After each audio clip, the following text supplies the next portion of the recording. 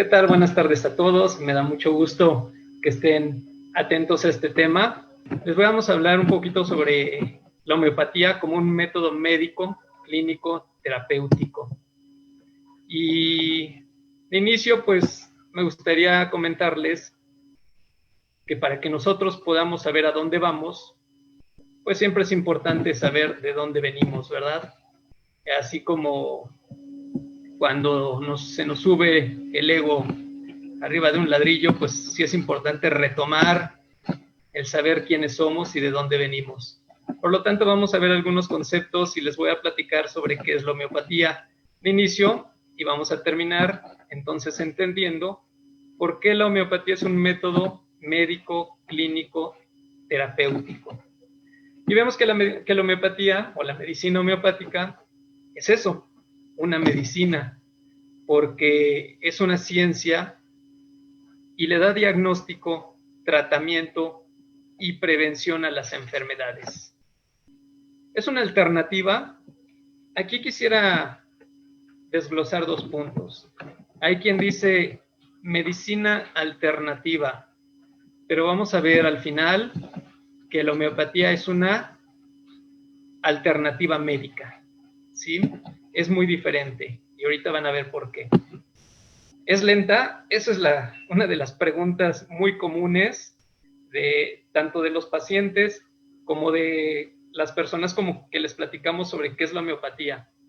Y pues yo diría, tenemos pacientes que llegan, por ejemplo, de algún cuadro respiratorio o digestivo y alopáticamente se les prescribe, vamos a suponer, un antibiótico.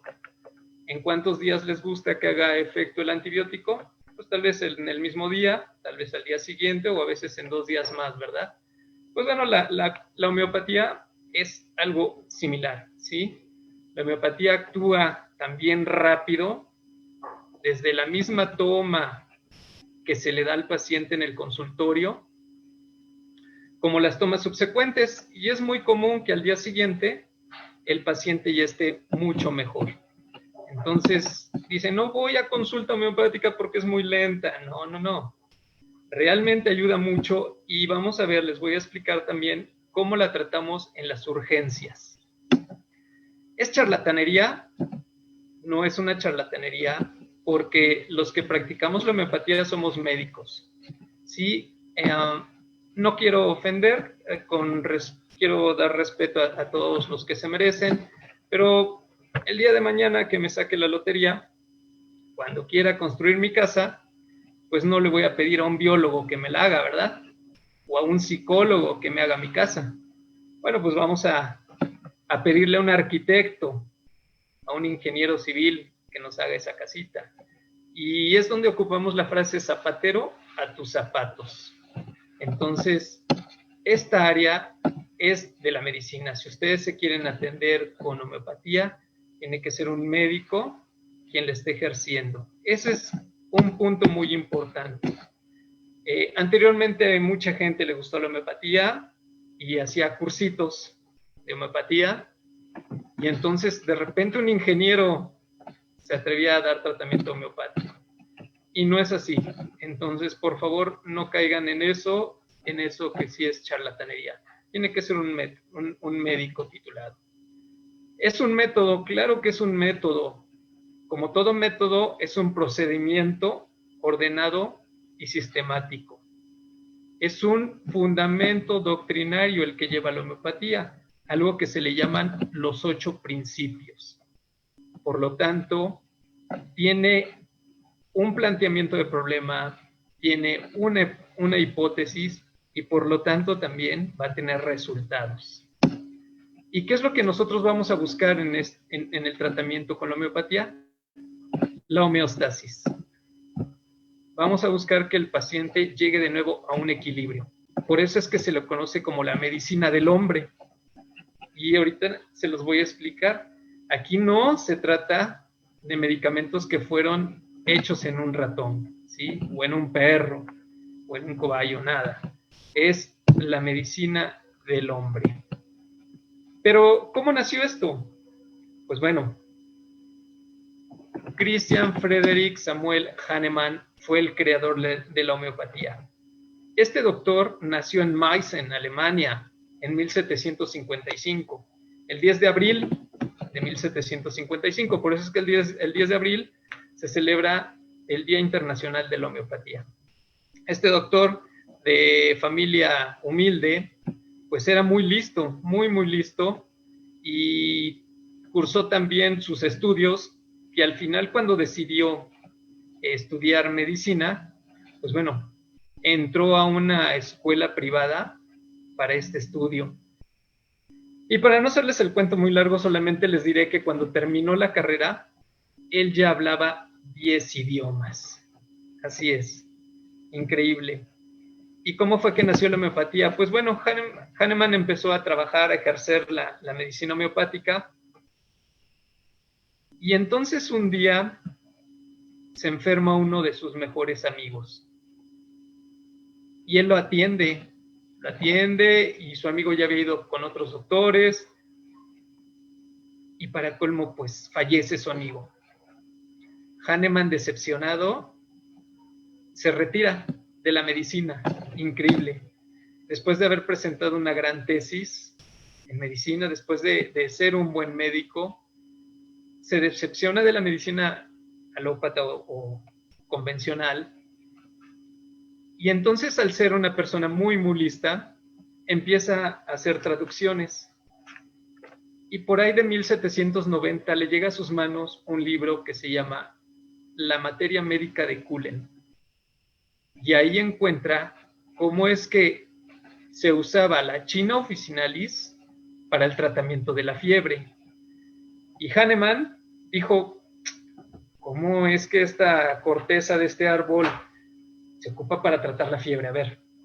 Y él la trató, pero ¿qué creen? Estando él sano. Estando él sano, vio que le producía también fiebre. Y entonces, pues dijo, a ver, ¿cómo es esto? Y empezó a buscar diferentes sustancias con las cuales hacer esta experimentación. Y así fue como nació la homeopatía, con la ley de los similares, que en un momentito se los voy a explicar. Y Hahnemann, pues, de Alemania se va a Francia a seguir ejerciendo la medicina homeopática, y fallece ahí el 2 de julio de 1843. Vamos a ver que esta persona era, híjole, un genio, por eso se le llama el genio de Meissen. Y actualmente la homeopatía, ¿cómo está en el mundo? Bueno, la cuna de la homeopatía es Alemania, y le sigue Francia, donde muchísimos médicos ejercen ahí. Actualmente en Suiza también ya es legal. En Italia también se ejerce la homeopatía. Y aquí en México, ¿cómo estamos? La homeopatía llegó, lógico, por médicos españoles, y se empezó la enseñanza y el ejercicio de la homeopatía, pero no fue sino hasta 1871 en que el licenciado Benito Juárez García da garantías a los establecimientos homeopáticos.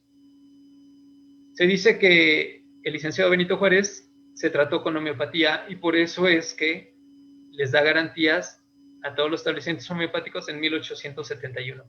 Y el 31 de julio de 1895 también se dice que Porfirio Díaz, el general Porfirio Díaz, hizo un decreto por el cual se reconoce oficialmente la enseñanza de la homeopatía. Estos dos personajes bastante famosos en la historia de México se trataron con homeopatía. Así es. Increíble.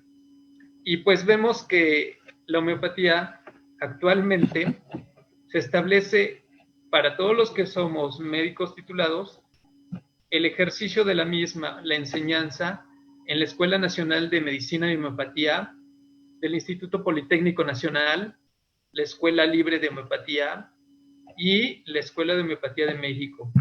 La condicionante es ser médicos titulados para poder realizar la especialidad en homeopatía. Y fíjense que en México, así es, en nuestro país tenemos el Hospital Nacional Homeopático, y es el hospital más grande de homeopatía de América Latina.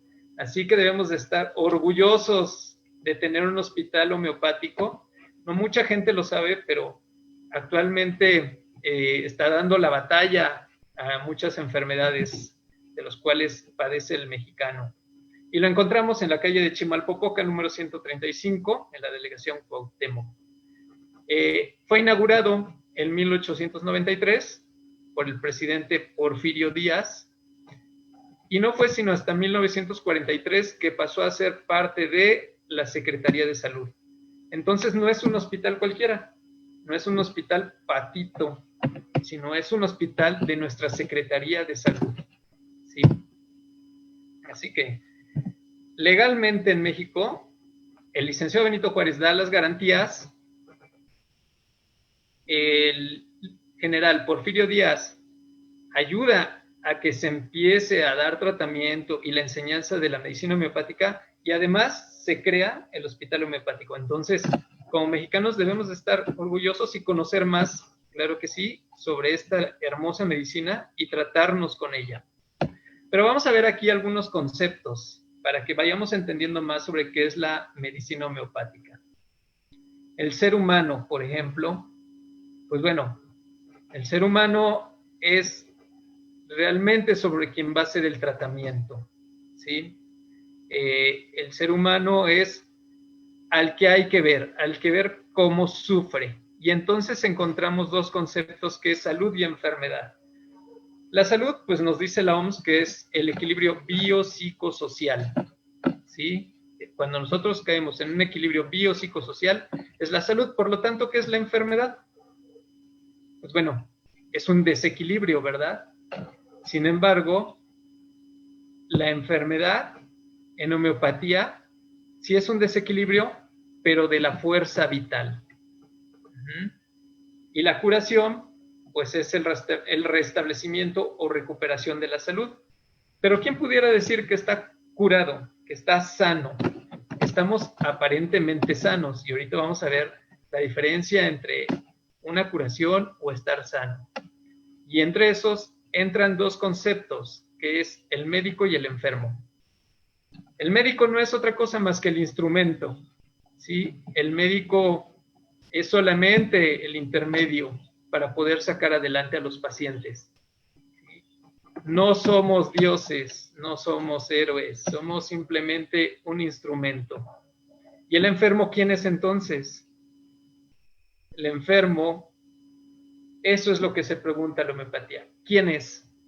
¿Quién es esta persona que viene enfrente, que está enfrente de nosotros en la consulta?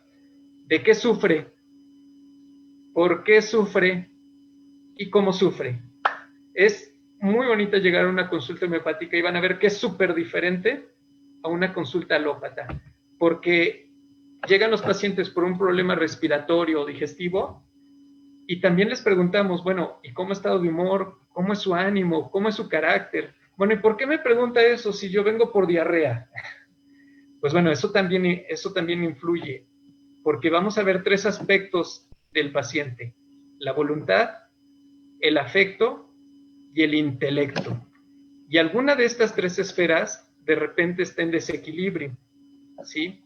Puede ser una persona muy, muy lista, pero en el plano afectivo está totalmente quebrada, aunque haya voluntad para hacer sus cosas. Entonces, estos conceptos son muy importantes. Y Hahnemann, al ver que todos estos conceptos juegan un papel importante en la consulta y en el saber quién es nuestro paciente, crea un libro donde la primera edición fue hecha en 1810 y se llama El Organón de la Medicina de Samuel Hahnemann. Y tiene dos parágrafos muy importantes con los que empieza. El parágrafo 1 nos dice: la única y elevada misión del médico es la de restablecer la salud en los hombres enfermos, que es lo que se llama curar. No dice: la única y elevada misión del médico es hacerse rico, la única y elevada misión del médico es tener una fila grande de pacientes. No, es buscar restablecer la salud de los hombres enfermos, que es lo que se llama curar. Y el parágrafo 2 nos dice: el ideal más elevado de una curación es restablecer la salud de una manera rápida, suave y duradera, o quitar o destruir toda la enfermedad por el camino más corto, más seguro y menos perjudicial, basándose en principios de fácil comprensión. Lamentablemente acudimos a una consulta alópata y le voy a dar esto para su gastritis, pero le va a doler la cabeza. Pero no se preocupe, le voy a dar esto para su dolor de cabeza, pero le va a doler la espalda o va a tener problemas con el riñón. Pues no. La homeopatía es una medicina natural que actúa de forma rápida y suave, ¿sí? Y afortunadamente por el camino más corto, más seguro y menos perjudicial. Fíjense qué bonito es esto. Es una medicina donde ya muchas personas están cansadas de llevar una farmacia, por así decirlo, de medicamentos, donde es una lista larga la que tienen por tomar tanta pastilla. Lo que están buscando es dejarla. Y para que entendamos qué es un poquito más la homeopatía, nos vamos a ir a algo que se llaman los 8 principios, que son la base de la homeopatía. En el principio número 1 tenemos el Natura Morborum Medicatrix, que es la naturaleza como médico de las enfermedades. Hahnemann estudió mucho a Hipócrates y desde tiempos de Hipócrates pues se veía que todo ayudaba en relación con cosas suaves hechas por la naturaleza, ¿verdad? Plantas, por ejemplo. Entonces, Hahnemann buscó que uno de los principios, que es el Natura Morborum Medicatrix, fuera que la naturaleza ayudara a que saliera adelante el paciente de una forma suave, sin perjudicar. ¿Sí? Decía Hipócrates, primum non nocere, primero no dañar. Entonces, partimos desde ahí. El segundo principio, el similia similibus curentur. Lo similar, cúrese con lo similar, ¿sí? Es un imperativo. El similia se considera como el principio rector del método homeopático, porque se puede comprobar. Como les decía, la naturaleza nos muestra el camino a seguir. Y entonces en el similia encontramos algo que se llama principio de similitud. ¿Qué quiere decir este principio de similitud? Que una enfermedad solo puede ser curada en la forma más natural con el medicamento que experimentalmente en el hombre sano produce alteraciones o síntomas. Se les explica este principio a los pacientes de cuando preguntan, bueno, ¿y cómo me va a curar la homeopatía? Bueno, le voy a dar un medicamento que de alguna forma va a crear los síntomas que usted está teniendo y así va a salir de su enfermedad. ¿Cómo? ¿Me va a enfermar de nuevo? No. Nosotros llamamos una enfermedad artificial, ¿sí? Y ahorita de una vez se los explico con algo que se llama experimentación pura. La experimentación pura es algo asombroso y trascendente, porque es un elemento de investigación con el que se trata de confirmar fenómenos observados en la naturaleza. Y aquí tenemos una proposición científica, que es la de observar los fenómenos o reproducir los fenómenos para ratificar. Se llama pura porque se realiza en el hombre, no se realiza en el ratón, ¿sí? Aquí vamos a ver que el paciente tiene que esplender. Si nosotros le diéramos homeopatía para experimentar un medicamento a un ratón, ¿cuál va a ser la trascendencia del ratón? Ok, pues el ser humano sí es trascendente, el ratón no es trascendente. Y la experimentación pura es en sujetos o en personas sanas, se les da un medicamento y se anotan todos los síntomas que éste le produce. El conjunto de estos síntomas se llaman patogenesias y el conjunto de patogenesias se conforma en un libro que se llama Materia Médica Homeopática. Y entonces es como empezamos el estudio de la materia médica. La materia médica tiene más de 100 medicamentos, ¿sí? Para tratar un cuadro respiratorio, por ejemplo, o un cuadro digestivo, pueden llegar 10 pacientes con con uno de estos cuadros y lo más probable es que cada paciente se lleve un medicamento diferente, porque somos diferentes. Exactamente, la individualidad morbosa. Decía Jean-Paul Tessier, el doctor Jean-Paul Tessier decía, cada individuo padece según su especie y dentro de su especie según su propia naturaleza. Y aquí entonces hablamos de algo que se llama principio de analogía. Dentro de todos los seres de organizaciones humanas, todas similares, conformando una persona, expresión de un individuo, hay diferencias de uno a otro ser. Pueden ser dos hermanos, gemelos, que lleguen a la consulta, los dos con un cuadro respiratorio, por ejemplo, y lo más probable es que cada uno se lleve un medicamento diferente, porque cada uno tiene diferencias notables, diferencias intermedias o diferencias sutiles, ¿sí? Y también entra ahí algo que se llama principio de identidad. Nada es idéntico, sino a sí mismo. Entonces, padecemos de una forma muy personal. Cada quien padece de una forma muy, muy personal. No todos los diabéticos padecen igual. No todos los hipertensos padecen su enfermedad igual, sino es diferente. ¿Y cómo vamos a tratar estas diferencias? Por medio de la individualidad medicamentosa. No es otra cosa más que el conocimiento absoluto de todas las patogenesis, es decir, de todos los medicamentos homeopáticos. Y dentro de esta individualidad medicamentosa, vamos a buscar también algo que se llaman síntomas más característicos de la enfermedad, donde nosotros como médicos homeópatas vemos los síntomas notables, singulares, extraordinarios y peculiares. Y esta es parte de la base del éxito, ¿sí? Consideramos también las dinamizaciones. Hahnemann, al momento de preparar sus medicamentos, se dio cuenta que de alguna forma había que irlos diluyendo.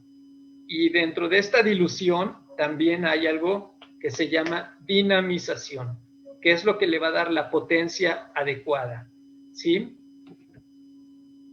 El principio vital, pues bueno, nosotros somos seres vivos, dinámicos, somos vida, y la vida no es otra cosa más que la expresión del ser humano. La homeopatía es una medicina vitalista, ve a favor de la vida, ¿sí? Trata de sacar adelante al paciente de cualquier tipo de padecimiento. La homeopatía no es materialista.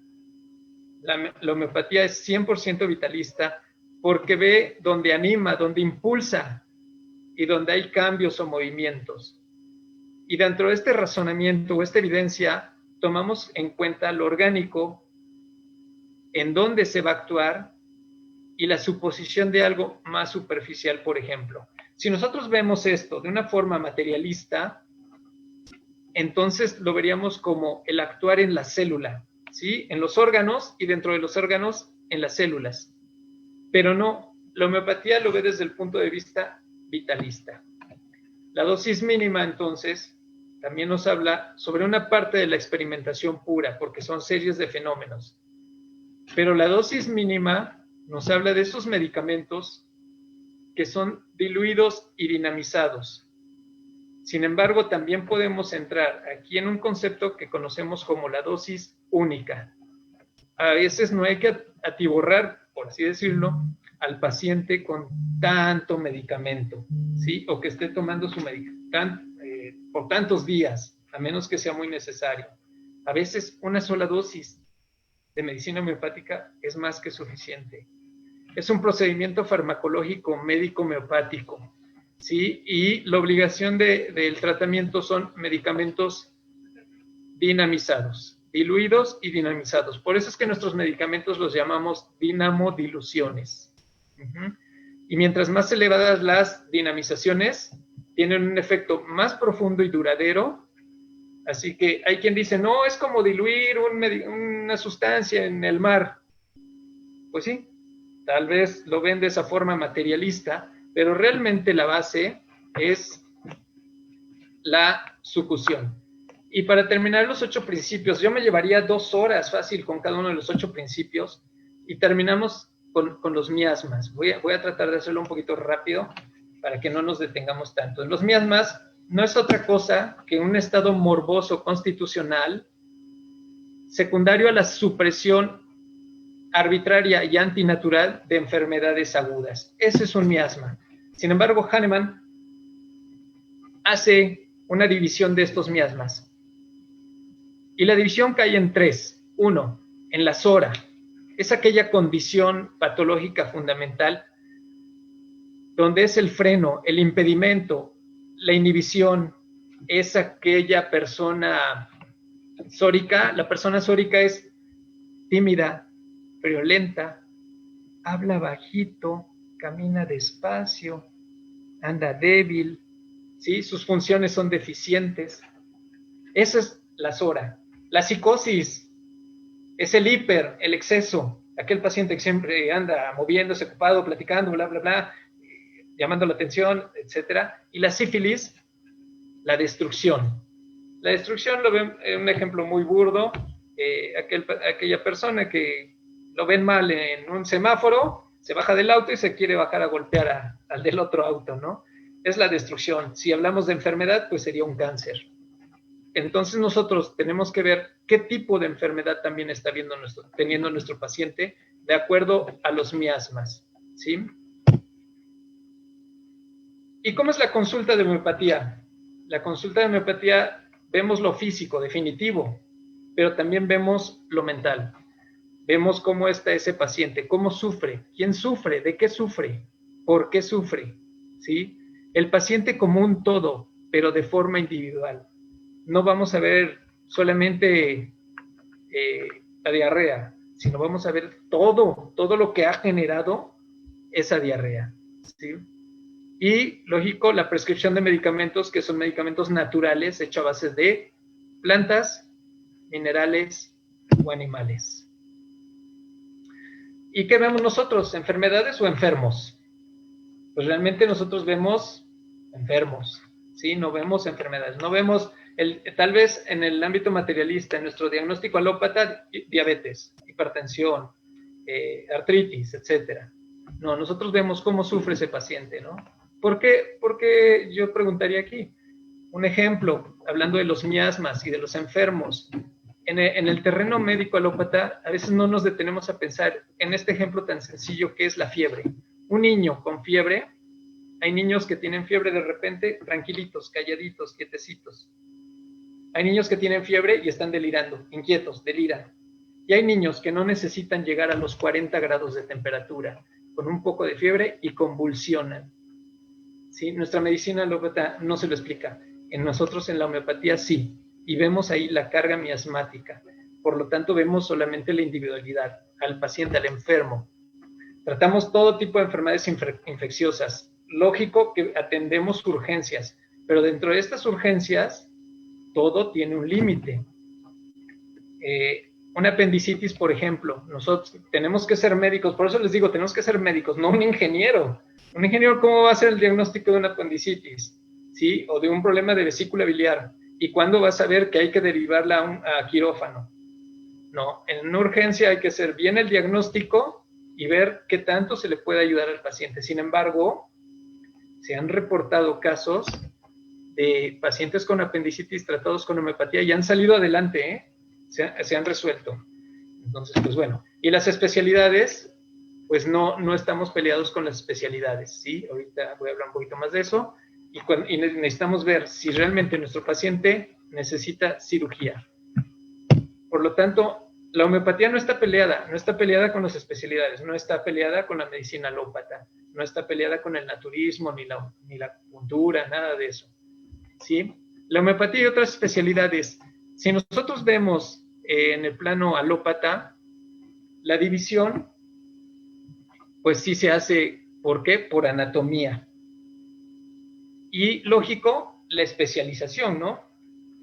Como les decía, zapatero a tus zapatos, un cardiólogo definitivo, su especialidad es básica, ¿no? La lectura de un ecocardiograma, por ejemplo. No hablemos de un electrocardiograma, de un ecocardiograma y los múltiples tratamientos, por ejemplo, para una arritmia. para un bloqueo de rama, la especialización en la cirugía, en la neurología, claro, definitivo, no hay que quitar méritos, ¿sí? Si nosotros podemos ayudar en este tipo de especialidades, el paciente dice bienvenido. ¿Por qué? Porque pues a veces ya no hay más que hacer en el terreno alópata. Y pues hay que ver al ser humano como que es uno solo. Lamentablemente nuestra medicina nos divide. Dolor de cabeza, una migraña, el neurólogo. Gastritis, el gastroenterólogo. Un problemita de articulación de rodilla, el traumatólogo ortopedista. Pero en la homeopatía vemos al paciente como un todo, pero de forma individual, ¿sí? Pero también nos podemos ayudar, nos podemos complementar. No hay que negar el conocimiento del especialista, sino hay que complementar y mejorar el cuadro. ¿Cuál es mejor? Ustedes me dirán, bueno, ¿cuál es mejor? ¿Qué medicina es mejor? No, ninguna es mejor. ¿Cuál de sus manos es mejor? ¿La derecha o la izquierda? Y dentro de esas manos, ¿qué dedo es mejor? ¿El índice o el pulgar? Pues no, ¿verdad? Entonces, la medicina homeopática definitivo nos va a ayudar muchísimo en diferentes tipos de padecimientos. ¿Todos somos pacientes homeopáticos? Sí, siempre y cuando el mismo paciente ponga de su parte. Hay pacientes que llegan a la consulta y les dice uno, bueno, dígame, ¿en qué puedo servirle? ¿En qué le ayudo? ¿Por qué viene? No vengo, me traen. No, pues desde ahí ya algo pasa, ¿no? Y por otro lado, no alopatizar la homeopatía. Hay muchos médicos que se llaman homeópatas o médicos homeópatas que quieren alopatizar y decir, bueno, este medicamento es para dolor de cabeza, este medicamento es para fiebre, este medicamento solamente es para dolor de rodillas. No, no se puede alopatizar la homeopatía. Tenemos que ver al paciente como un todo. Es lo bonito de esto. Ver al paciente como un todo, pero de forma individual. ¿Cómo sufre nuestro paciente? ¿Y de qué sufre? ¿Sí? Por ejemplo, de repente llegan a la consulta pacientes muy tristes. ¿Por qué? A veces, tal vez una decepción amorosa, ¿sí? Y bueno, ¿cómo sufre esa decepción amorosa? O ese trastorno de soledad, ¿por qué está solo? O de pérdida, o de decepción. ¿Ya lo ven? No todo es tristeza, ¿sí? Sino vamos a ver cómo sufre nuestro paciente, de qué sufre y por qué. No podemos alopatizar la homeopatía, tenemos que verlo como uno. Y entonces aquí entramos en un paradigma, ¿sí? ¿Qué es un paradigma? Pues bueno, es una teoría que mejor explica y da solución a la mayor cantidad de problemas planteados por la ciencia. Aquí tenemos, les voy a poner un ejemplo nada más de estos dos, un paradigma anatomopatológico y el paradigma vitalista. El paradigma anatomopatológico pues es el que todos conocemos, ¿no? La medicina alópata. Vemos al paciente de una forma materialista, donde los médicos que no quieren abrir su visión, si algo no lo ven, no lo conocen, no sirve. Pero no, tenemos que estar abiertos. Y entonces el otro paradigma es el vitalista, el paradigma de la homeopatía, ¿sí? Donde en este paradigma entramos en algo cuando es unívoco y equívoco. Bueno, el paradigma vitalista, la homeopatía, está en la parte del medio. Es una parte que se puede comprobar, ¿sí? Es muy bonito. En este paradigma vitalista, vamos a hablar un poquito de filosofía. Hace 500 años antes de Cristo, el filósofo Heráclito decía que las cosas están en constante cambio, fluyen. Los medicamentos homeopáticos son dinámicos. Hay quien dice, bueno, ¿dónde actúa el medicamento homeopático? Actúa en el plano dinámico. En medicina a veces vemos algunos antibióticos actúan en el citocromo P450. El citocromo P450 es una hemoproteína. Y entonces nosotros decimos, bueno, este antibiótico actúa a nivel del citocromo P450, por lo tanto la acción va a ser esta. Bueno, ¿y aquí en dónde actúa? ¿En qué parte de la célula? No, actúa de forma dinámica. Ya era Hahnemann leyó mucho, estudió todos los filósofos, y uno de ellos fue Heráclito, donde vio que las cosas están en constante cambio, hay dinamismo, fluye, ¿sí? Es parte de la filosofía. Y aquí lo vemos en otro lado con algo que se llama la analogía y los semejantes. Ok. Parménides, el filósofo Parménides, también 500 años antes de Cristo, habló sobre el principio de identidad. Y Parménides nos decía, una y misma cosa es ser y pensar. Una y misma cosa es ser y pensar. Eso nos decía. Y entonces Parménides habla de la relación de semejanza entre cosas distintas. La analogía en homeopatía es buscar lo que hay de similar en cosas diferentes, o lo que hay de diferencias en cosas similares, ¿sí? Esa es parte de la analogía. Y lo semejante, pues bueno, es lo que les platicaba, de cómo Hahnemann encuentra la experimentación pura y los medicamentos homeopáticos a base de la semejanza. La ciencia, por lo tanto, nos da 3 puntos importantes, que es la causalidad, la sustancialidad y la relación. Y la homeopatía entra en todo esto. Tiene algo que se llama la ley de analogía y la ley de semejantes, que es uno de los pilares de la homeopatía. ¿Por qué entonces vamos entendiendo ya todo esto?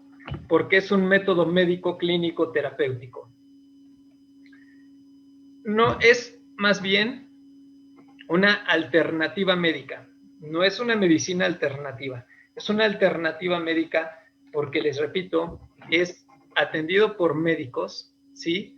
Y que pues ya llega el momento en que los pacientes están fastidiados de tanto medicamento que lo único que quieren es algo diferente, algo que no les cause ningún problema.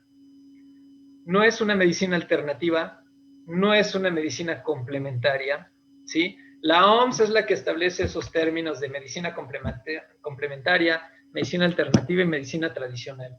La OMS lo define. ¿Y por qué los define así? Bueno, dice, la homeopatía entra en estas porque sus medicamentos son de origen animal, mineral y vegetal. Se me hace muy descabellada esta idea porque realmente no está viendo el conjunto de todo lo que se trata la homeopatía. Por lo tanto, nosotros encontramos que es un método porque al final lleva un procedimiento ordenado y sistemático, lleva una base, ¿sí? Y es médico definitivo por la misma atención, busca la clínica, que es la atención del paciente, y la terapéutica, que es el tratamiento. Y es buscar sacar adelante al paciente, a como dé lugar. ¿Cuáles serían las características de una ciencia?